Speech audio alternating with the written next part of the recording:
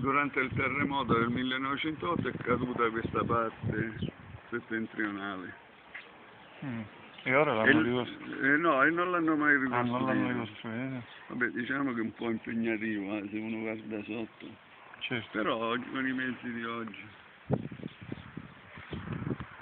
è un posto, guarda che meraviglia. Qua si vede Reggio Calabria. Certo, Reggio Calabria. L'aeroporto. Sì, a destra c'è l'aeroporto. Messina non si vede forse Scilla. No, Messina qua dietro. Dietro. Lì c'è la cosiddetta Forse strada San Paolo. E qua vede, quello è lo stipite della terza bicola, perché erano tre le bicole, questo qua. Poi questa parte è crollata nel 1908 e non è stata più ricostruita.